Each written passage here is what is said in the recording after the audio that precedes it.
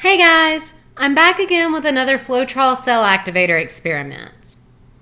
In this series, I've been testing out various additives in Floetrol-based acrylic pours to see what we can use to create cells in fluid art. We have covered multiple oils and other hydrophobic additives in our search for the best cell activator. Today we're testing out a silicone oil called Super Lube. This brand seems to have various types, but I'm using 2 drops of Super Lube 100 CST. If you're just joining into these experiments, I'll leave a link to the playlist in the description below.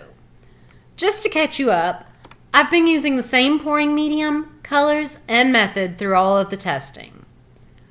I have a mix of about 90% Floetrol to 10% GAC 800 for my pouring medium. For my colors, I decided to use Liquitex Basics in Cadmium Yellow Light Hue, Purell Red, and Ultramarine Blue. My base is Amsterdam Titanium White. The yellow, red, and blue all have 2 drops of the additive being tested mixed in. After spreading out some of the titanium white fully across the canvas, I layer the colors into a separate cup and then flip that over into the middle of the canvas, or at least as close to the middle as I can.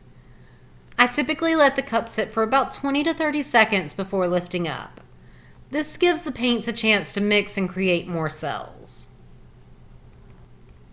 The Super Lube went wild with tons of tiny cells. They open up into layers and it adds a lot of depth to them. I love when cell activators start working just as soon as they hit the canvas. There's something magical about watching the paint spread and become alive.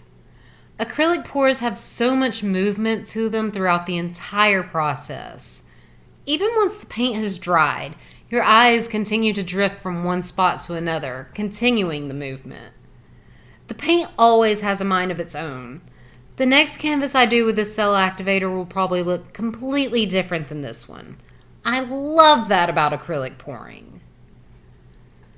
Alright guys, I'm going to leave you to the rest of this experiment. In the next video, I'll have another type of silicone oil to share with you. We will see if the brand of oil makes a difference in the cell structure. If you haven't already, go ahead and subscribe. We're coming to the end of this series, so stick around for the side-by-side comparison of all 16 tests. I'll see you guys next time. Bye!